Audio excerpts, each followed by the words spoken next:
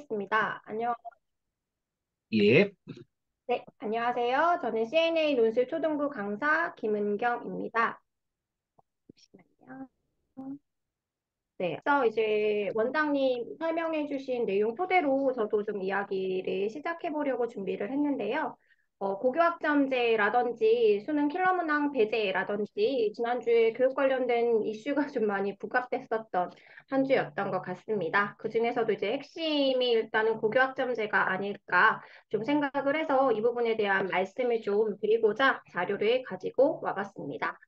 앞서 원장님께서 좀 설명해 주신 것처럼 1학년들의, 고등학교 1학년들의 경우에는 이제 일부 상대평가가 유지된다라는 것이 가장 핵심인 것 같은데요. 아직 이제 우리 초등학생인 친구들은 고교학점제 이야기가 다소 좀 먼 이야기처럼 느껴질 수도 있지만 앞으로 몇 년 동안 이 고교학점제가 어떤 식으로 연착륙 되는가라는 부분이 매우 중요할 수 있기 때문에 어떤 방향으로 고교학점제가 연착륙하는지를 좀 잘 살펴보는 과정이 필요하다는 생각입니다.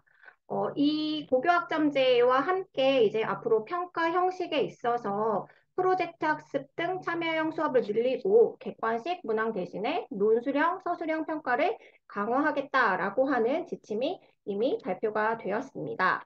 결국 이제 객관식 문항 대신에 통상 이제 지필고사에서 30% 정도로 유지되고 있었던 논서술형 문항의 출제 비율을 앞으로 단계적으로 늘리고 이것만으로도 평가할 수 있도록 이제 관련 지침을 개정할 예정이다라고 발표를 했지요.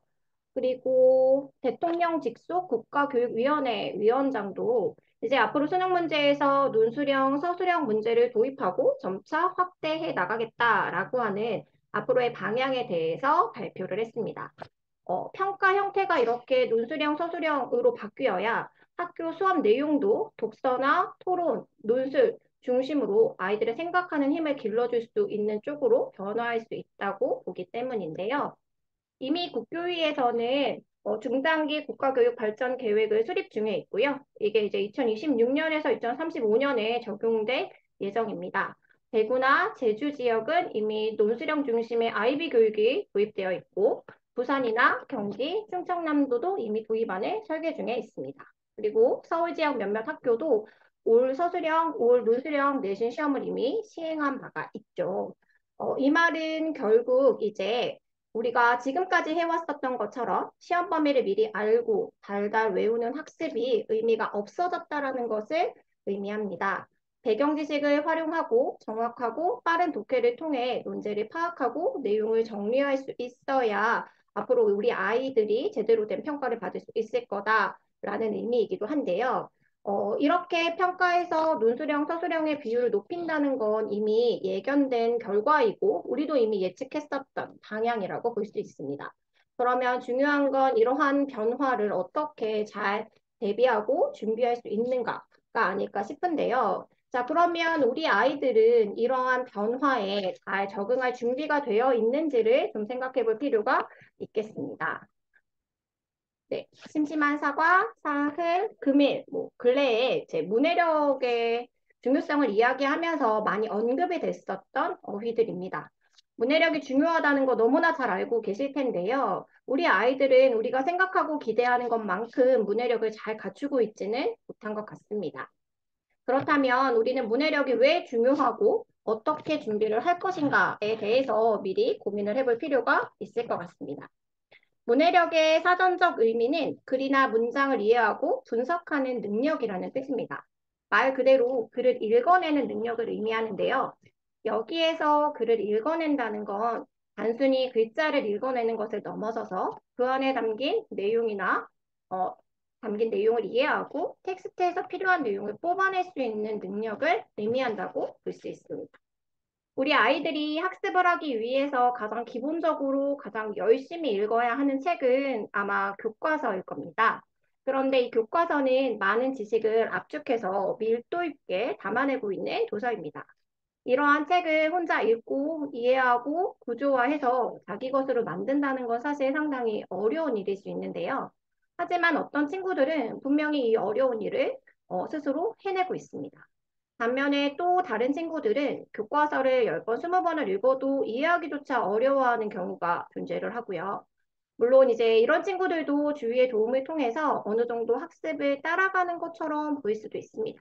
하지만 우리가 여기서 정말 중요하게 생각해 봐야 할 것은 아이가 누군가의 도움을 받아야만 학습을 할 수 있느냐, 아니면 홀로도 학습을 할 수 있느냐라는 것입니다.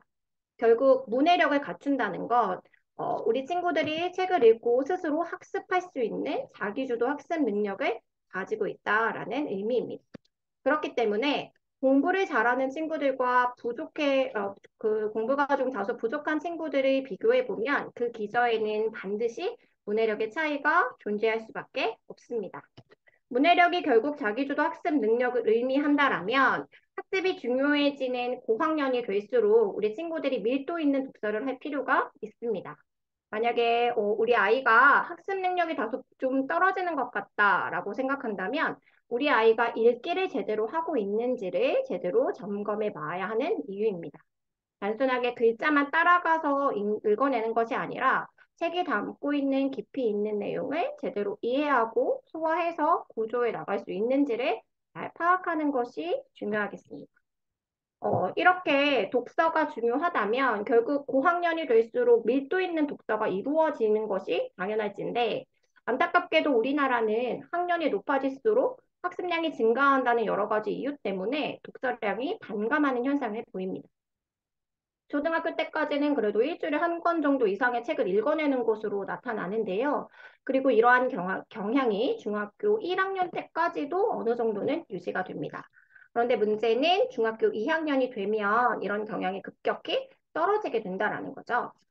중학교 2학년 이상이 되면 과제 수행을 위한 읽기를 제외하고는 책을 거의 읽지 않는 것으로 나타났는데요. 당연하게도 2학년에서부터 이제 시험이 시작되기 때문입니다. 자유학년제 현재 체제에서 이제 자유학기제로 완전 전환이 되게 되면 아마 그 시기는 좀 더 빨라질 것으로 예상이 되는데요.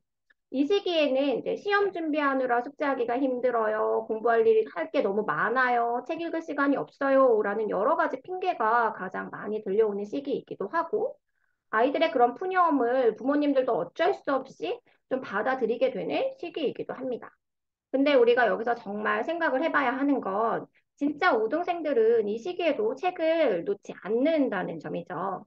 그러니까 어떤 아이들은 책을 읽는 과정 자체가 너무 지난하고 어렵기 때문에 책 읽기 자체를 하는 경우들이 있지만 이미 책 읽기가 체득되어 있고 그게 학습적으로 직접적인 도움이 된다라는 것을 체득한 아이들은 자투리 시간을 이용해서 책을 읽지 않습니다.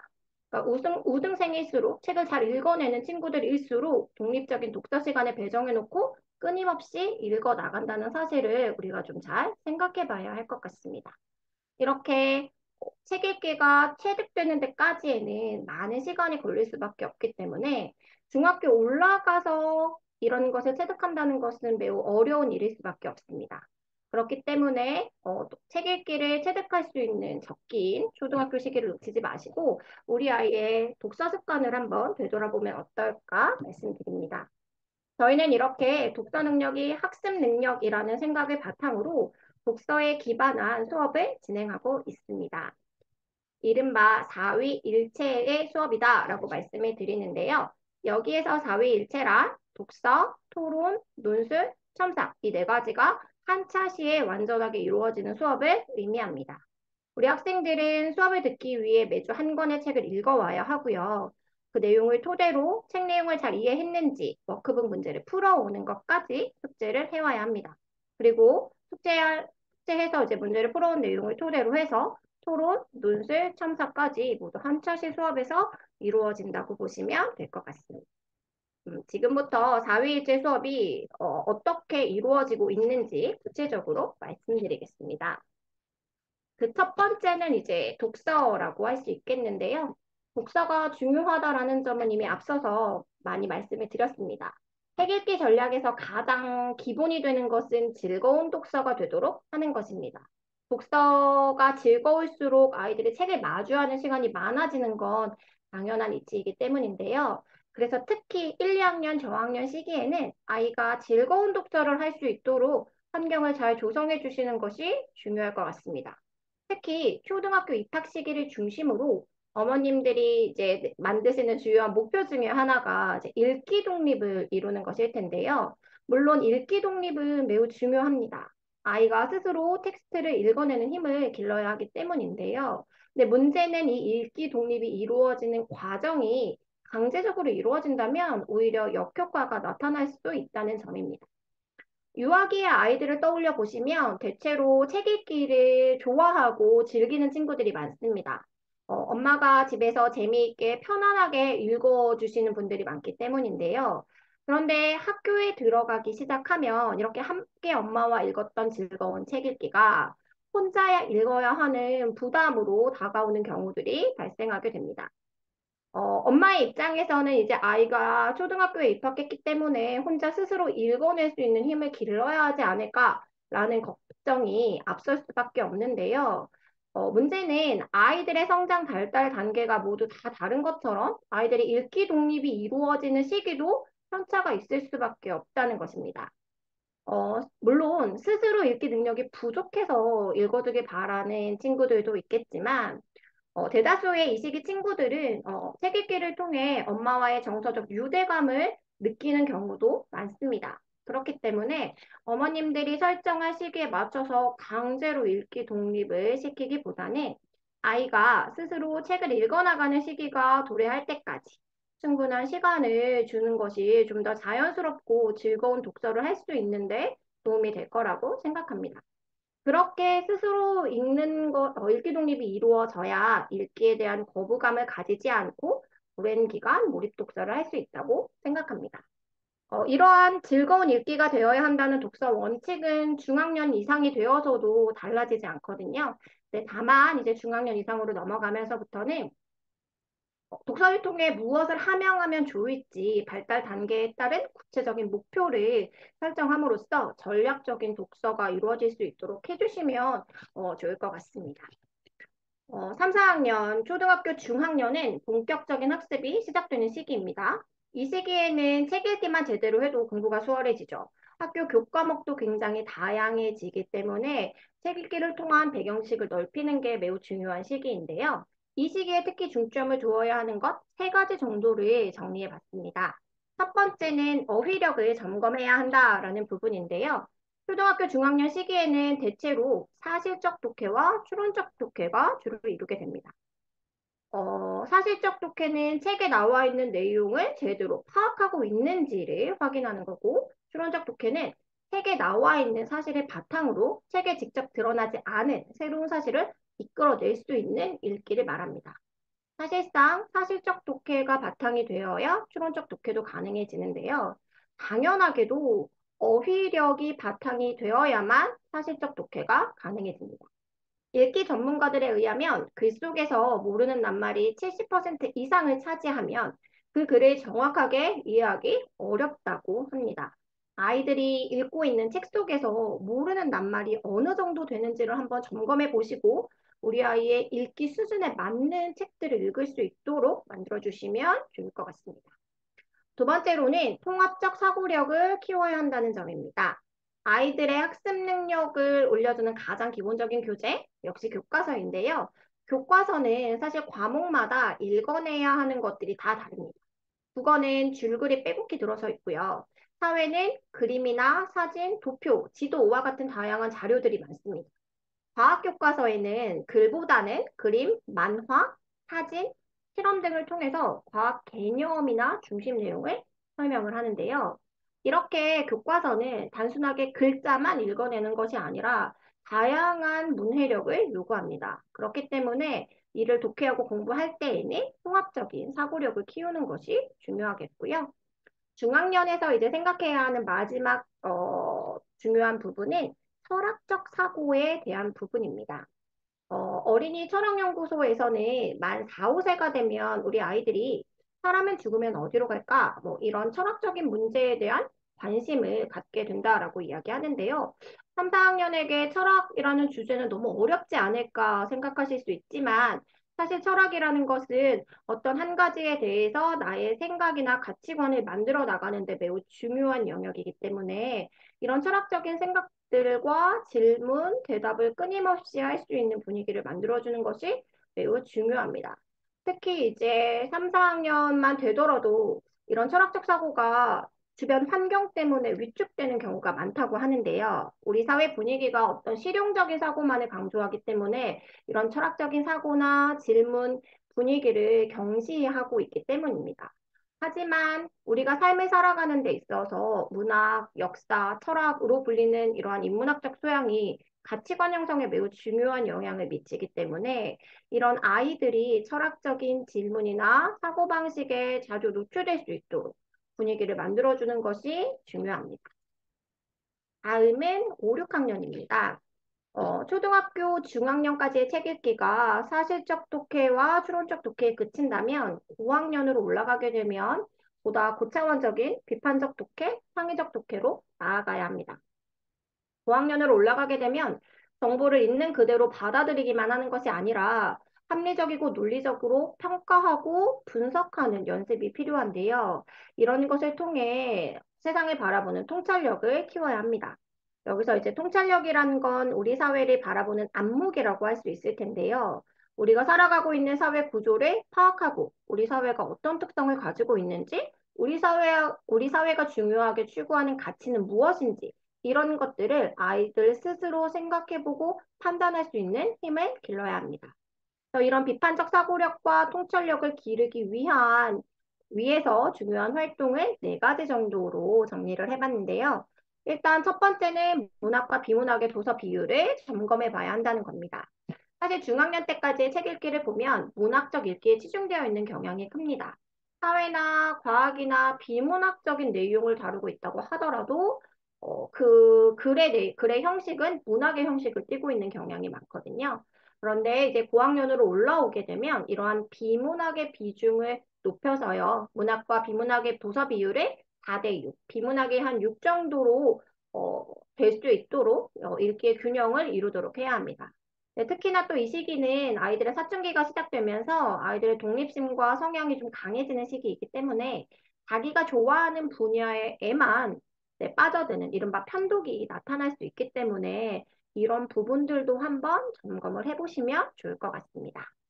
그러면 두 번째는 어떤 책을 읽어야 하는가라는 부분입니다. 가장 기본에 충실하게 책을 선정해야 될 필요가 있는데요. 그건 바로 교과 연계 도서라고 할 수 있습니다. 시중에 쏟아지고 있는 많은 책들 중에서 자신에게 도움이 되는 양질의 책을 읽을 수 있도록 신경을 써야 할 텐데, 우리 아이가 만약 편독을 한다고 생각이 된다면, 교과 연계 도서 목록 살펴보시고, 그 안에서 문학과 비문학의 비율을 적정선을 확인을 해보셔서 어떤 책을 아이에게 추천해주면 좋을지 이런 환경을 조성해 보시면 좋을 것 같습니다. 또 이 부분은 수능 언어 영역과도 좀 관련이 되는 부분인데요. 이번 수능 언어 영역에서 정답률이 낮았던 이른바 킬러 문항에 대해서 이제 대통령의 비판적인 발언이 이슈가 되었었죠. 그래서 이에 따라 교육부가 이런 킬러 문항을 배제하겠다라고 발표를 했는데 기존의 이런 킬러 문항들이 지나치게 어려운 배경 지식을 요하고 문제풀이 스킬을 갖추지 못할 경우에 풀어내기가 매우 어려웠다라는 이제 비판을 받았기 때문입니다. 그래서 이번에는 이제 이러한 킬러 문항을 배제하겠다라고 이야기를 했는데 킬러 문항을 배제하면서 수능의 변별력이 떨어지는 것은 아닌가라고 이제 의구심을 갖고 주장을 하는 분들도 계시는데 이번 평가원에서 이제 이야기하는 부분은 수능의 변별력이 떨어지지 않도록 하되 학교 교과 내에서 배운 내용을 토대로 문항을 구성하겠다라고 하는 지침을 발표했습니다.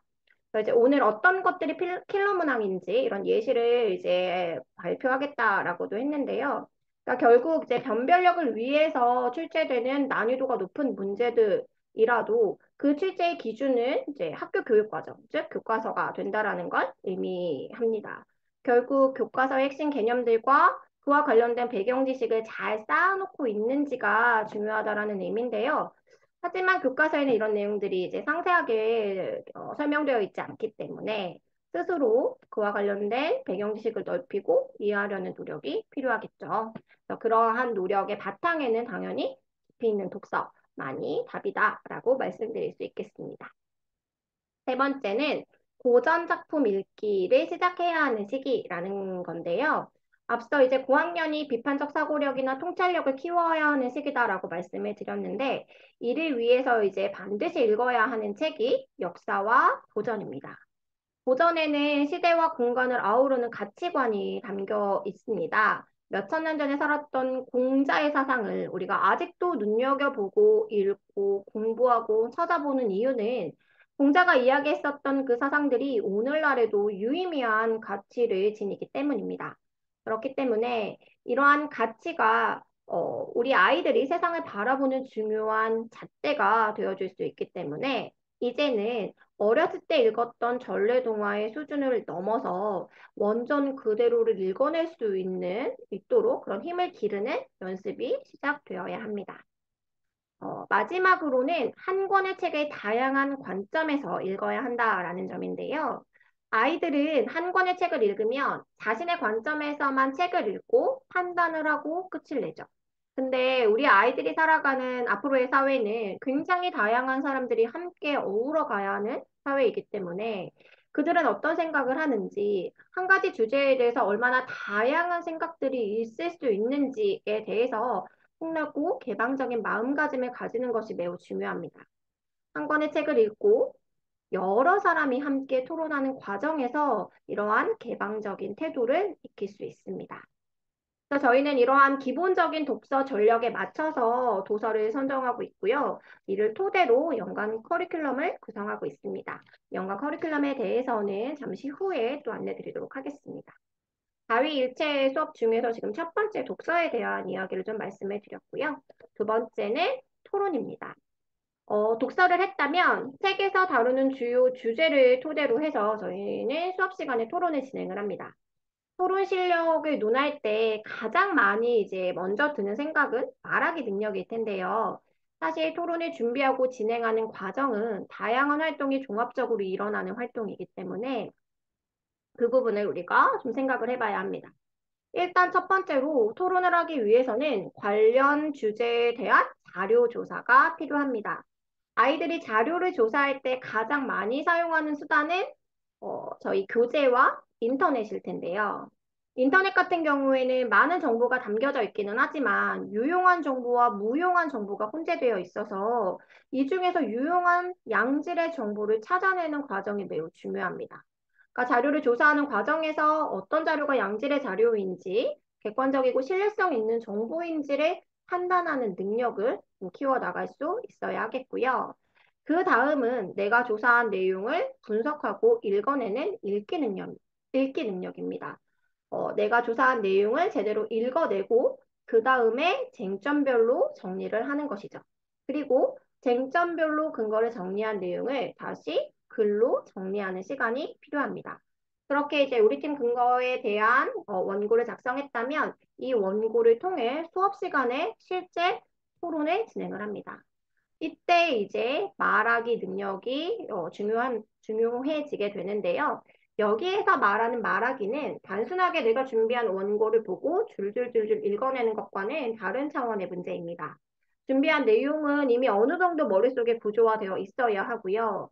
다른 친구들 앞에서 공식적으로 말할 때는 말투나 표정, 시선 처리, 목소리, 톤이나 크기까지 좀 신뢰감을 줄 수 있도록 연습을 진행하고 있습니다. 그리고 마지막이 이제 많은 아이들이 가장 간과하는 부분인데요. 바로 듣기 능력입니다. 토론을 한다고 하면 대부분 일단 무슨 말을 해야 할지부터 고민하기 시작을 하는데요. 사실 전체 토론 과정을 살펴보면 말하는 시간보다 듣는 시간이 훨씬 길다는 걸 알 수 있습니다. 특히 우리 이제 뭐 토론, TV 토론 같은 것들도 한 번씩 살펴보면 토론을 볼 때마다 좀 답답함을 느꼈던 경우가 있으실 텐데요. 왜 이렇게 답답할까 이유를 조금 떠올려 보면 아마도 그 토론자들이 타인의 말을 제대로 듣지 않고 자신의 말만 하기 때문이라는 것을 알 수 있습니다. 상대의 말을 잘 그러니까 들어야 그 안에 있는 맹점을 찾아내고 그 맹점을 짚어서 반박해 나갈 수 있을 텐데 자기 이야기하기만 급급하다 보니 토론이 원활하게 진행되지 않는 것이죠. 그래서 이제 토론 과정은 고도의 집중력을 요하는 듣기 능력을 함양해 나가는 과정이라고 볼 수 있습니다. 이렇게 토론 수업은 말하기, 듣기, 읽기, 글쓰기라는 국어의 4대 영역을 모두 아우르는 종합적인 활동이라고 볼 수 있습니다. 다음은 논술입니다. 어머님들께서도 이제 논술에 대해서 많은 관심을 가지고 계실 거라고 생각을 하는데요. 이미 우리 아이들의 종합적인 능력을 평가하는 데 있어서 가장 유용한 도구가 논술이라는 점이 알려져 있습니다. 그래서 이제 우리나라의 앞으로의 평가 방향도 서술형, 논술형, 토론형 평가로 이어질 거다라는 것을 앞서 말씀을 드렸는데요. 초등학교 고학년, 중학교에 올라가게 되면 다양한 유형의 서술형, 논술형 평가가 이어지게 됩니다. 이를 대비하기 위해서는 꾸준히 글쓰기를 연습하는 것이 중요한데요. 이게 논술이 중요하다라는 것은 잘 알고 계시는데 우리 아이의 글쓰기가 너무 부족하다고 걱정하시는 부모님들이 계십니다. 물론 글쓰기에는 어느 정도 좀 타고나는 부분이 영향을 미치기도 하는데요. 그게 큰 영향을 발휘하는 부분은 문학적인 영역이고요. 논술처럼 실용적인 글쓰기는 얼마나 오랫동안 성실하게 준비하느냐에 따라서 얼마든지 달라질 수 있는 영역입니다. 다만 그 결과물이 나올 때까지 좀 오랜 시간이 걸리기 때문에 지치지 않고 꾸준하게 연습하는 과정이 필요합니다. 글쓰기를 진행하고 나면 그 다음에 선생님과 개별 첨삭이 이루어지게 됩니다. 아이들이 가져온 글쓰기 내용을 읽어보고요. 형식적인 측면과 내용적인 측면으로 나누어서 첨삭이 진행이 됩니다. 형식적인 첨삭은 맞춤법이나 띄어쓰기, 문단 나누기, 원고지 표기법 같은 형식적인 측면을 확인하는 내용이고요. 내용 첨삭은 문제를 제대로 파악했는지, 개요를 잘 짰는지, 개요에 맞춰서 글을 잘 정리했는지, 문제 전개 과정에서 논리적인 모순은 없는지 등 내용의 질적인 측면을 평가하는 부분이라고 보시면 되겠습니다. 그래서 첨삭에서는 기본적인 형식 첨삭과 내용 첨삭이 함께 이루어지게 되는데요. 논술을 쓸 때 이제 중요한 것 중에 하나는 이제 개요 작성입니다. 그러니까 집에서 아이들의 만약에 글쓰기 지도를 하신다라고 생각하시면 일단 개요를 짜는 것부터 서론과 본론, 결론이 각각 어떤 역할을 하고 어떤 내용을 구성을 해야 하는지, 그런 본론에는 어떤 내용이 구체적으로 들어가면 좋을지, 이런 부분들을 아주 세세하고 구체적으로 짜보는 연습을 해보시면 실제 글쓰기를 하는데 많은 도움이 될 수 있을 거라 생각합니다. 그래서 저희는 이런 개요 짜기부터 이제 천천히 아이들에게 좀 지도를 하고 있고요. 개요를 짜면 그 개요에 맞춰서 글을 썼는지도 확인을 합니다. 그리고 궁극적으로는 선생님의 도움 없이 아이들 스스로 개요를 짜고 글을 쓸 수 있도록 지도를 하고 있습니다. 필요한 경우에는 이제 고쳐 쓰기가 함께 좀 병행이 되기도 하는데요. 이건 이제 선생님의 재량껏 판단에 따라 필요하다고 생각되는 경우에 진행이 됩니다. 모든 첨삭은 학생과 선생님 사이에 1대1로 개별 첨삭이 진행되기 때문에 아이의 수준, 여하와 수준과 상관없이 개개인의 특성에 맞춰서 수준별 지도가 가능하다는 점 말씀드립니다. 그러면 이제 이 4일째 수업에 최적화된 저희 워크북 구성에 대해서 조금 예시를 보면서 말씀드리도록 할 건데요. 지금 화면에 보이고 있는 워크북은 7월에 6학년 수업 4주차 수업인 5주의 의류수거함이라는 워크북입니다. 6학년 워크북 맨 앞에 보시면 이렇게 CNA 독서노트라는 칸이 들어가 있는데요. 이 독서노트 칸은 6학년뿐만이 아니라 모든 저학년을 제외한 모든 학년에 다 들어가 있습니다. 그래서 그 주에 읽은 책에 대한 독서 감상문을 쓸 수 있도록 줄거리를 작성하는 부분, 기억에 남는 문장이나 느낌 등을 간단하게 서술할 수 있도록 구성을 했는데요. 이런 것들을 토대로 해서 중학교에 올라가서 하게 되는 독서록 작성 같은 것들을 미리 연습해 볼 수 있습니다. 자, 그 다음으로 보시면 크게 저희 워크북 구성은 배경, 문해력, 어휘, 독해, 소위 토론, 논술 이렇게 6개의 단계로 구성이 되어 있다고 보시면 되겠는데요. 첫 번째 단계는 배경입니다. 배경은 이제 우리 아이들이 책을 읽으면서 책의 주제와 관련해서 미리 알아두면 좋을 만한 내용으로 구성을 했습니다. 배경 지식을 확장하고 도서의 내용을 더 잘 이해할 수 있도록 도움이 될 만한 자료들을 수록을 했고요. 여기서 이제 중요한 건 모든 워크북의 제시문들은 눈으로만 읽어서는 안 된다는 점입니다. 책을 지저분하게 읽을수록 머릿속에는 더 잘 각인이 되는데요. 중심 문장이나 핵심어를 표시하는 연습들, 문단별로 중심 문장이나 핵심어를 찾는 것들, 이런 연습들이 함께 이루어질 수 있도록 지도를 하고 있습니다. 그 다음은 문해력 부분입니다. 문해력의 중요성이 굉장히 강조되기 시작을 하면서 이 문해력 파트에는 그 주제와 관련된 제시문을 넣어놓고 그 제시문과 관련해서 문해력을 파악할 수 있는 향상시키기 위한 다양한 문제들을 구성을 했습니다.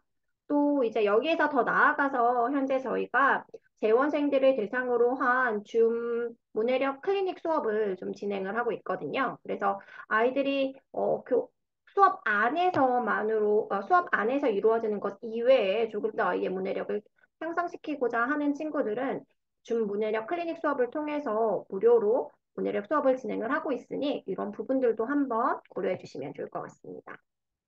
다음은 어휘 부분입니다. 어휘는 선정조사에서 중요하게 생각되는 어휘와 그 어휘를 활용해서 적용해보는 문제, 그리고 개념어, 마지막으로 한자성어 문제로 구성되어 있습니다. 어휘 문제는 사실 되게 간단해 보이지만 중요한 건 어휘를 어떻게 활용할 수 있는지까지를 확인해 보는 건데요. 아이들이 특히 이 부분에서 좀 어려워하는 부분은 뜻을 쓰는 것이 아니라 어휘를 활용하는 부분이기 때문입니다. 단어의 뜻은 알지만 그 단어를 적재적소에 자연스럽게 사용하는 것은 어려워하는데요. 왜냐하면 단어가 가지고 있는 고유의 어감이나 어감 등을 좀 체감하기 어렵기 때문입니다. 그래서 어휘는 단순히 뜻을 확인하는 것에서 넘어가 더 다양한 문장으로 활용하는 연습이 필요하고요.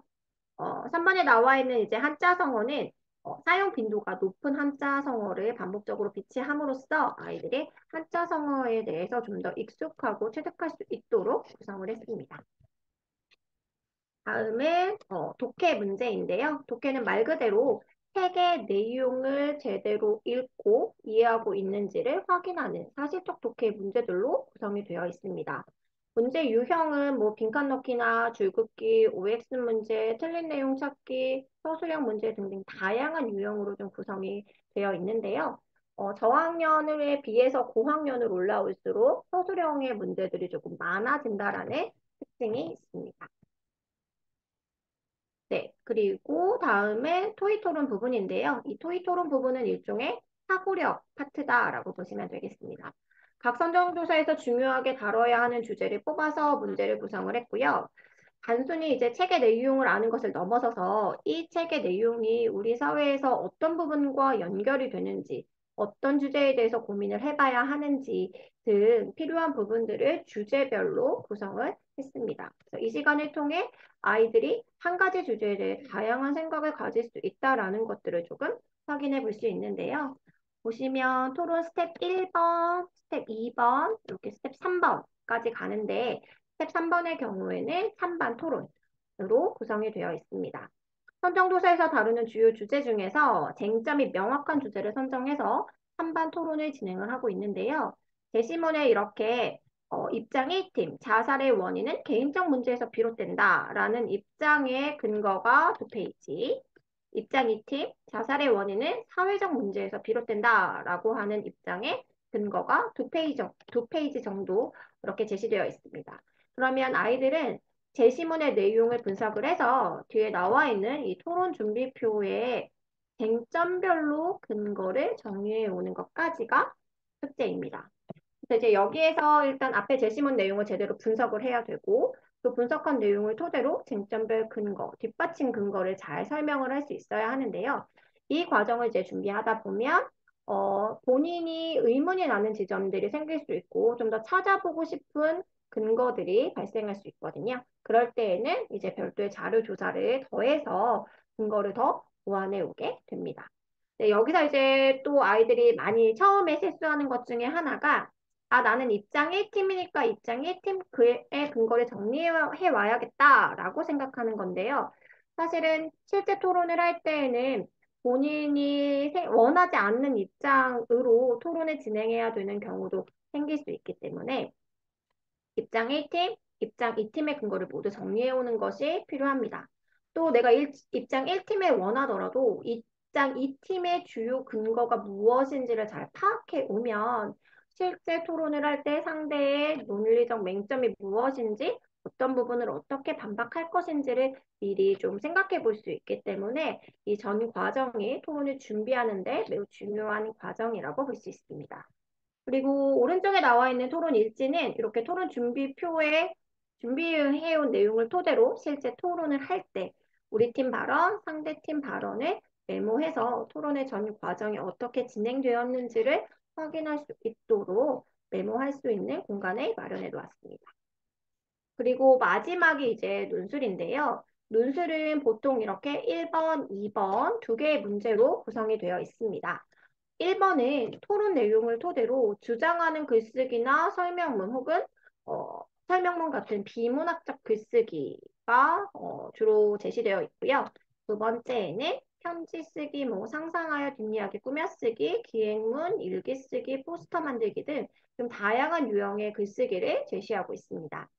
고학년으로 갈수록 이제 이 비문학의 글쓰기가 조금 더 비중이 높아진다고 보시면 될 것 같고요. 저학년들, 중학년, 저학년들은 좀 다양한 유형의 글쓰기들을 다양하게 접해볼 수 있도록 문제를 구성하고 있습니다. 이렇게 논술까지 하고 선생님에게 첨삭을 받으면 3차 시의 수업이 마무리가 된다고 보시면 될 것 같습니다. 자, 그러면 이번에는 저희 연간 프로그램이 구체적으로 어떻게 짜여져 있는지 하반기 프로그램을 중심으로 좀 설명을 드리도록 하겠습니다. 화면에 보시면 초등학교 1학년부터 5학년, 6학년, 63%까지 좀 나와 있는데 3%반은 상위 3%반으로 5학년 때부터 좀 따로 구성이 되어 있습니다. 전체 커리큘럼은 동일하게 가는데 그 안에서 선정도서와 구성원의 차이가 좀 있다라고 보시면 될 것 같습니다. 먼저 1학년부터 설명드리도록 하겠습니다. 1학년은 이제 학교 교육 과정에 맞춰서 분기별로 여기 보시면 봄, 여름, 그다음에 가을, 겨울 이렇게 네 분기로 나누어서 좀 진행이 되고요. 그 안에서 나에 대한 이해, 가족에 대한 이해, 이웃, 사회에 대한 이해로 생각의 범위를 좀 확장할 수 있도록 문제들을 구성을 했습니다. 그래서 하반기에는 이웃과 사회, 우리 문화, 문학작품 읽기 같은 것들을 좀 진행할 예정입니다. 2학년의 경우에는 독서량이 눈에 띄게 좀 늘어나는 시기인데요. 1학년이 그림책 중심의 책 읽기를 했다면 2학년은 단행본으로 넘어가게 되면서 글밥이 많아지는 시기입니다. 사건 전개도 다소 좀 복잡해지는 작품들을 읽어내야 하기 때문에 이 시기에 책 읽기가 좀 잘 연착륙될 수 있도록 이끌어주는 것이 중요하겠는데요. 상반기에는 나에 대한 질문 수업, 학교 생활, 그다음에 과학, 사회, 문학, 예술 다양한 분야의 책을 좀 읽었고요. 7월, 8월은 스피치와 글쓰기 수업이 이루어지게 됩니다. 그리고 9월, 10월, 11월, 12월에는 역사나 세계 문화 등 좀 세계로 시각을 확대해서 살펴볼 예정입니다. 다음으로 3학년은 책 읽기의 즐거움과 함께 좀 어휘력을 좀 키워야 하는 시기여서요. 저희 상반기에는 이렇게 과학환경, 이웃과 사회, 인권평화, 자기계발 등등으로 교과 과정과 연계된 다양한 주제의 기본 개념을 익히는 데 좀 중점을 뒀고요. 하반기에는 7월에 예술부터 문학 수업, 사회, 역사, 철학으로 인문학적 소양을 좀 키워나갈 수 있는 수업이 이루어질 예정입니다. 4학년은 마찬가지로 상반기 4월까지는 저희 교과 연계 도서를 중심으로 해서 개념어 및 배경 지식 확장을 돕도록 했고요. 5, 6월에는 저희 CNA 대표 사교육 프로그램이었던 오디세이 수업이 진행이 됐습니다.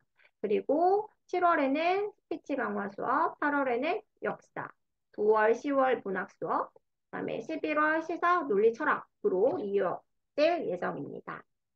5학년은 크게 이제 상반기, 하반기로 나뉘었을 때 상반기 1, 2월에 한국사 1, 2수업, 조선시대 양란 이전까지 이미 수업이 좀 진행이 됐고요. 3, 4, 5, 6월에는 CNA의 가장 핵심인 토론과 논술의 기본기를 닦을 수 있는 토론 강화, 논술 강화 수업이 진행이 되었습니다. 그리고 7, 8월에 돌아오는 여름방학 때에는 이제 한국사 하반기 수업, 그리고 9월, 10월, 11월, 12월 하반기에는 이제 문학과 비문학 책을 읽으면서 여기에 더해서 이제 문법 수업이 함께 이루어질 예정입니다.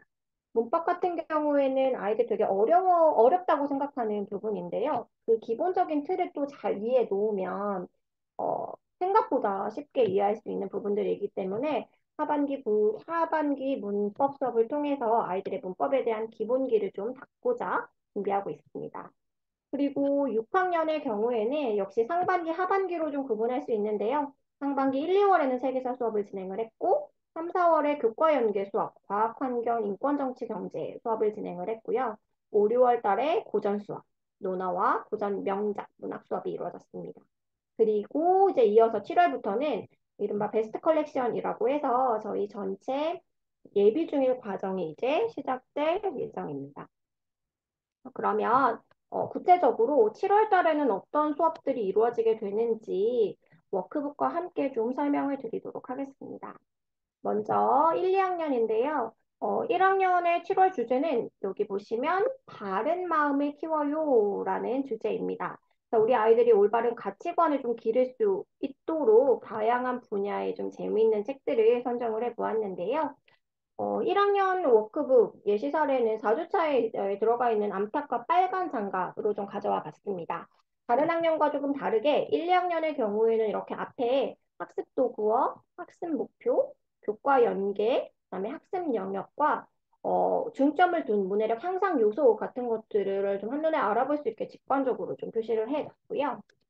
뒤로 넘어가시면 이 책 어때요 부분은 앞서 다른 학년에 있었던 독서 노트와 같은 맥락이라고 보시면 될 것 같아요. 그래서 책에 대해서 인상 깊었던 부분이나 느낌 등을 좀 서술할 수 있도록 그림과 함께 서술할 수 있도록 공간을 좀 배치를 했는데요.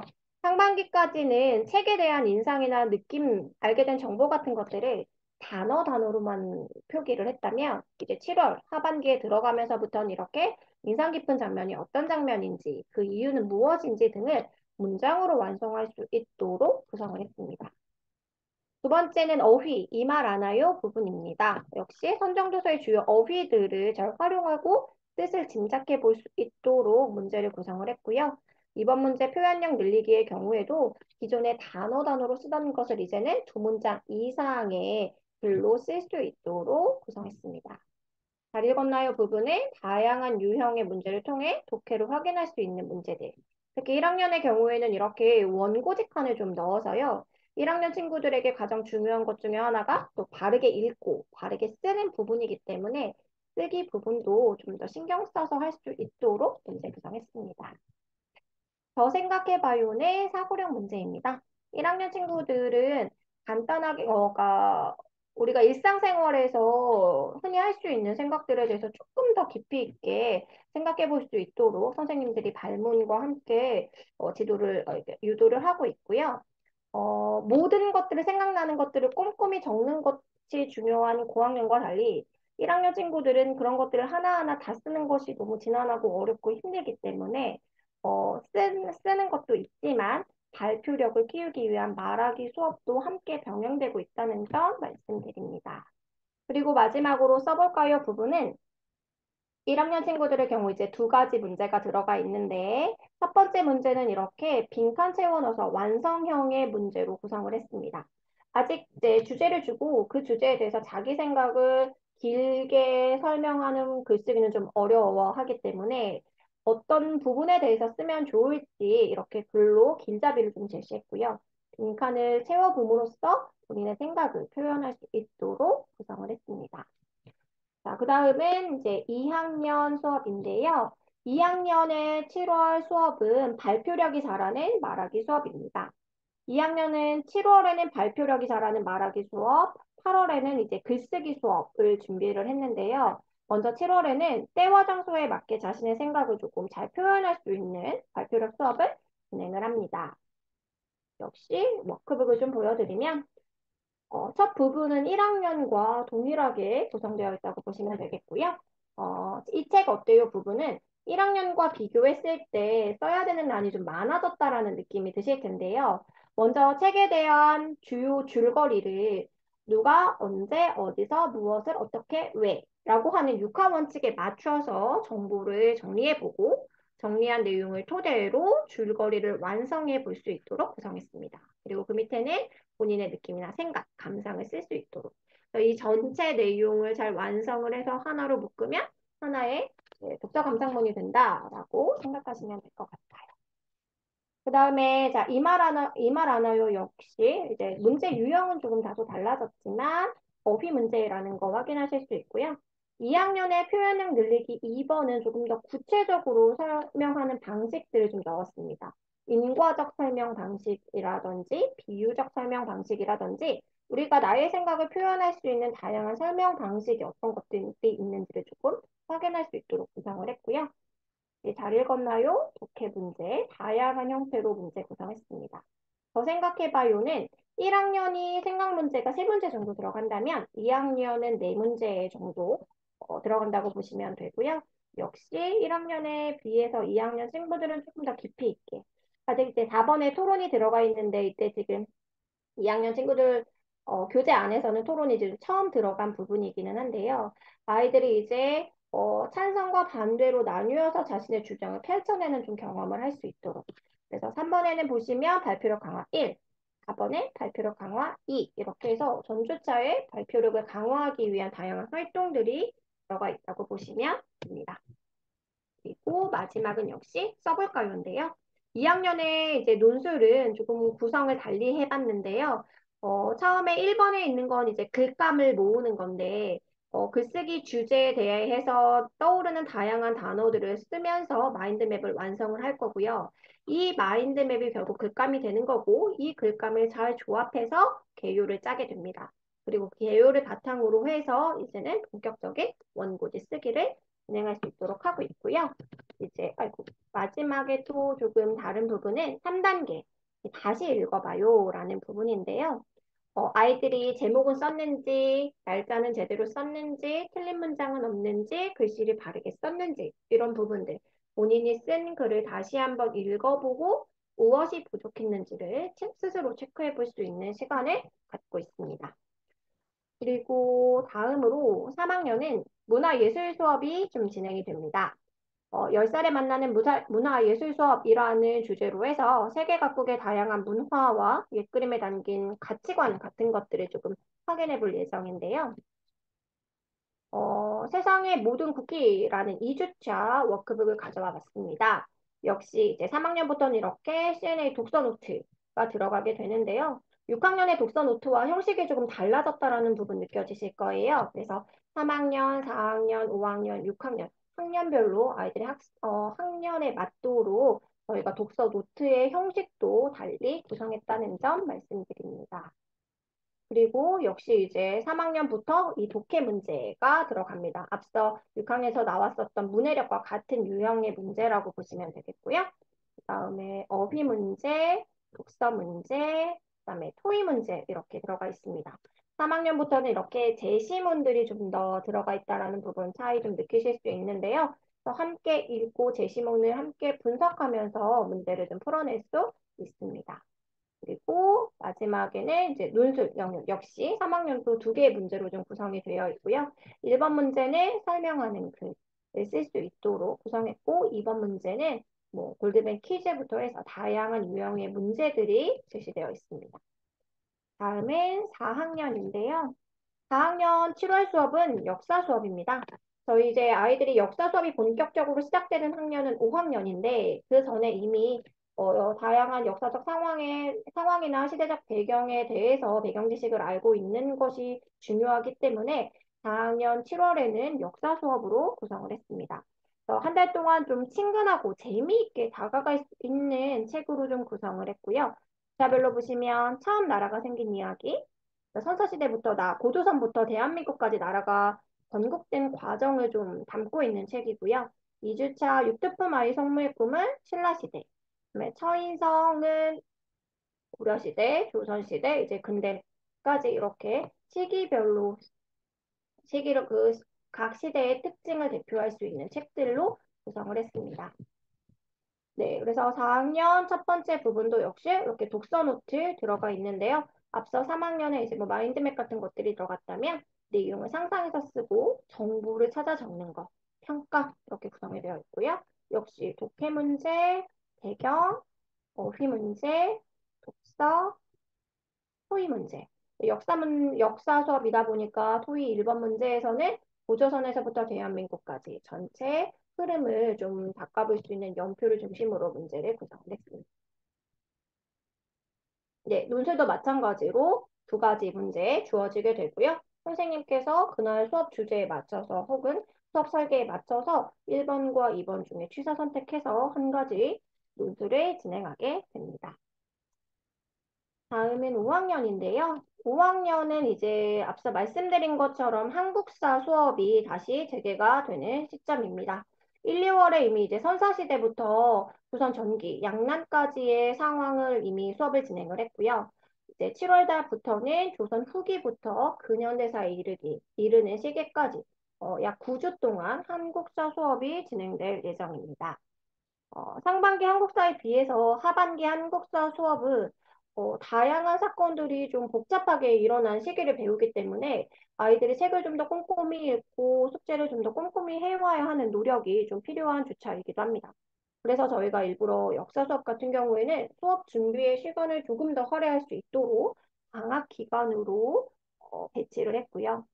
그래서 이 기간 동안에 이제 꼼꼼하게 준비를 한다라고 하면 이어서 학교에서 진행되는 한국사 수업을 준비하기 위한 배경 지식을 잘 쌓을 수 있을 거라고 생각됩니다. 자, 5학년 워크북도 좀 보여드리면요. 5학년 워크북은 이번 달이 한국사이기 때문에 다른 학년과 조금 구성이 다릅니다. 그래서 원래 이제 앞에 독서 노트가 들어가는 것부터 시작인데 한국사의 경우에는 독서 노트가 좀 빠져 있고요. 그 대신에 연표, 유물유적, 그리고 한눈에 만나는 한국사. 그래서 한국사 교과서에 나와 있는 내용들을 중심으로 정리해 놓은 정보가 좀 수록이 되어 있고요. 두 번째는 이제 개념어로 만나는 한국사인데요. 이건 이제 어휘와 비슷한 파트라고 보시면 될 것 같아요. 그래서 한국사 안에서 우리가 주요하게 꼭 익혀야만 하는 중요한 개념어들을 배치했고, 이번에는 한자성어가 들어가 있습니다. 그리고 흐름으로 만나는 한국사는 이제 독해 문제라고 보시면 되는데요. 해당 읽은 책 내용에서 중요한 내용들을 중심으로 한국사를 이해하기 위해 필요한 것들을 문제로 구성을 했습니다. 그리고 주제로 만나는 한국사는 이제 사고력 문제인데요. 스텝 1번, 2번 이렇게 두 개로 구성이 되어 있는데 스텝 2번은 이렇게 토론이 들어가 있는 주차도 있습니다. 그러니까 5학년부터는 저희가 매주차게 토론을 진행을 하기 위해 내용을 구성을 하고 있는데요. 한국사 같은 경우에는 수업의 특성상 선생님의 설명이나 이런 것들이 길어질 수밖에 없기 때문에 토론을 하는 주차도 있고 글쓰기를 하는 주차도 있다는 걸 말씀드려요. 그래서 4주차에는 이렇게 찬반 토론을 할 수 있도록 구성을 했다면 5주차에는 이렇게 마인드맵으로 만나는 한국사 혹은 논술로 뭐 설명하는 글쓰기와 같이 논술을 할 수 있는 주차, 글쓰기를 하는 주차가 조금 구분되어 있다라는 건 한국사 수업의 특성이라고 생각해 주시면 될 것 같습니다. 그리고 마지막으로 이제 6학년인데요. 6학년은 이제 예비중일 과정이 시작이 됩니다. 저희가 7월부터 내년 2월까지 예비중일 과정 베스트 컬렉션 수업을 좀 진행을 하고 있는데요. 이 수업은 이제 중학교에 입학하기에 앞서서 중등 과정에서 다루어지게 되는 다양한 분야에 대한 책들을 집중적으로 구성해 놓은 수업이라고 보시면 될 것 같습니다. 그래서 여기 7월에는 자기탐색, 8월, 9월, 10월에는 단편소설, 수필, 시, 고전까지 문학 수업이 이루어지게 되는데요. 8, 9월에 이루어지게 되는 문학 수업은 이제 교과서의 수록 빈도가 높은 작품들을 중심으로 저희가 선별을 해서 워크북을 구성했다고 보시면 되겠고요. 그다음에 11월, 12월, 1월에는 문화예술, 과학, 사회 분야의 배경 지식을 쌓을 수 있는 도서들로 구성을 했습니다. 그리고 2월에는 비문학, 국어 교과서로 토론하기 책을 통해서요, 비문학 독해를 위한 다양한 문제 유형을 접해볼 수 있도록 문제를 구성했습니다. 여기 나와 있는 것들은 실제 이제 교환이 만들어질 때에는 선정 도서가 다소 바뀔 수는 있지만 대체적인 주제는 동일하게 이어진다고 보시면 될 것 같습니다. 네, 지금까지 오랜 시간 조금 말씀을 드렸는데요. 결국 핵심은 이제 독서만이 우리가 미래를 대비할 수 있는 확실한 길이다라는 것이 아닐까 싶습니다. 지난주에 이제 여러 가지 킬러 문항이라든지 이런 이슈가 나오게 되면서 많은 수험생들이 혼란을 겪었다고 하는데요. EBS 윤혜정 강사가 이런 킬러 문항이 배제가 되든 정책이 변화하든 결국 중요한 건 흔들리지 않게 튼튼한 자신만의 공부를 만들어 나가는 것이 중요하다라는 말을 해서 많은 수험생들에게 위로를 주었다고 하는데요. 결국에 이러한 정책적 변화에도 흔들리지 않는 탄탄한 공부를 할 수 있는 기반은 독서라는 점을 꼭 말씀드리고 싶습니다. 긴 시간 들어주셔서 감사합니다.